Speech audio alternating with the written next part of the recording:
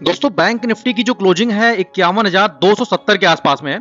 और दोस्तों कल की जो शॉर्ट वीडियो मैंने बनाई थी उसमें बताया भी था कि जब भी ये 51,660 का रेंज ब्रेक करे उस कंडीशन में दोस्तों यहाँ पे आप शॉर्ट करेंगे। जो आपका नीचे का टारगेट होगा वो करीब 51,190 के आसपास, यानी कि 400 पॉइंट का टारगेट आपका यहाँ पे होना चाहिए। और दोस्तों जिन लोगों ने उस पर काम किया होगा उनका पैसा अच्छा बना होगा आज के दिन।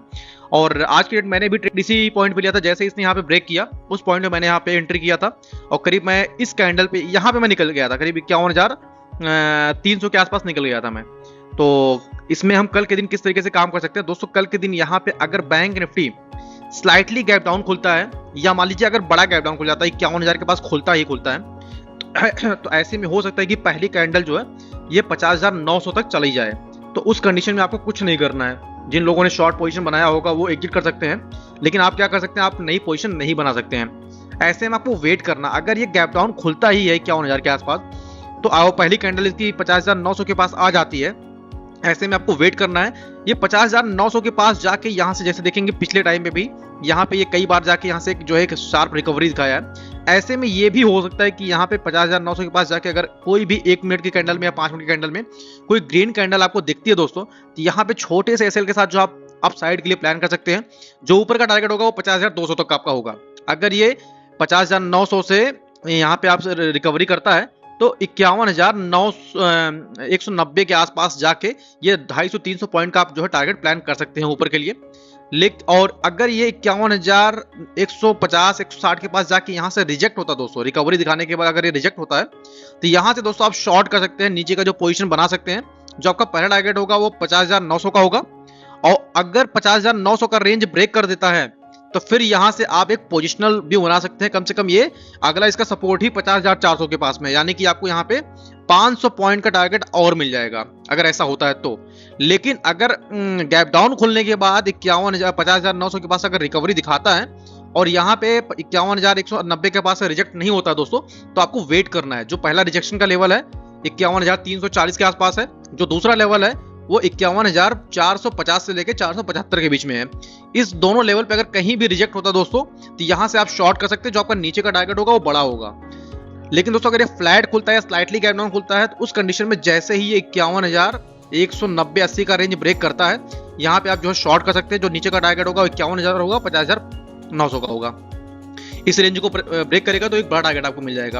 आपको बाई कब करना है एग्रेसिव, पहली बात तो यह है कि 50,900 के पास अगर बेस बना के यहाँ से ऊपर जाता है दोस्तों तो आप बाई कर सकते हैं। लेकिन यहाँ पे टारगेट आपका बड़ा नहीं होगा, 200-300 पॉइंट 250 पॉइंट इस तरीके से होगा।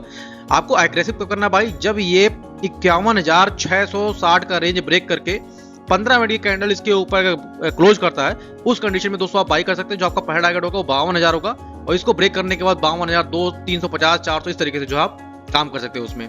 और निफ्टी में किस तरीके से काम कर सकते हैं दोस्तों, निफ्टी में भी दोस्तों मैंने कल के वीडियो में बताया था कि जब भी ये 24,920 का रेंज ब्रेक करता है उस कंडीशन में इसको आप शॉर्ट कर सकते हैं। जो आपका नीचे का टारगेट होगा कम से कम 200 पॉइंट का होगा। अगर आप देखेंगे तो ये जो है नीचे का पॉइंट जो था इसका 24,700 का था, लेकिन ये कम से कम अगर देखेंगे तो 150 पॉइंट का टारगेट बहुत इजीली मिल जाएगा जिन लोगों ने अगर ऐसा किया होगा तो। दूसरी चीज अब इसमें हमें कल के दिन कैसे काम करना है, तो अगर अभी के टाइम पे वैसे भी देखेंगे तो गिफ्ट निफ्टी जो है नेगेटिव है करीब 80-90 पॉइंट।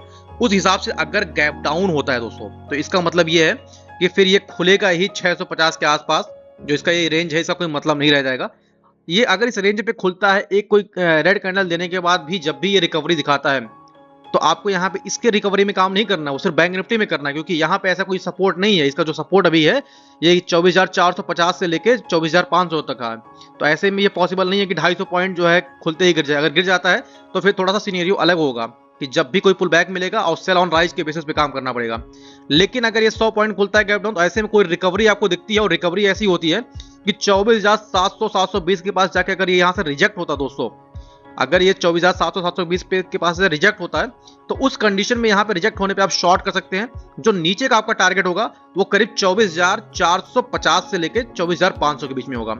अगर ये चीजें होंगी तो फिर समझ लीजिए कि कल के दिन एक बड़ा टारगेट आपको मिल जाएगा। अभी आज के डेट में जिन लोगों ने ट्रेड नहीं किया होगा वो कल के डेट में उनको एक बड़ा टारगेट मिल जाएगा, 24,400-500 इस रेंज में भी आ सकता है। क्योंकि मार्केट में अगर आप देखेंगे ना तो मार्केट ने एक जो है अच्छा खासा टाइम जो है यहाँ पे स्पेंड कर लिया। गिरने के बाद, गिरावट के बाद जो है मार्केट में एक टाइम यहाँ पे 4-5 दिन यहाँ पे स्पेंड किया और उसके बाद ये जो ब्रेकडाउन है, तो ये बड़ा फॉल आपको जो है कल के दिन दिख सकता है, क्योंकि कल जो है फ्राइडे भी है, तो वीकेंड का आखिरी दिन भी है, तो फिर यहाँ पे एक बड़ा गिरावट आपको दिख सकता है। इस तरीके से आप काम कर सकते हैं। आपको बाई करने का कब प्लान करना है?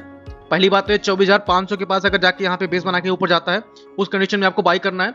अदरवाइज जो है आपका जो स्ट्रांगली बाई करने का होगा वो 24,920 के ऊपर निकलने के बाद और 15 मिनट के ग्रीन कैंडल बनाने के बाद ही यहाँ पे आप बाई करने का प्लान कीजिएगा। ऊपर का टारगेट होगा 25,000, 25,100, 25,200, इस तरीके से आप काम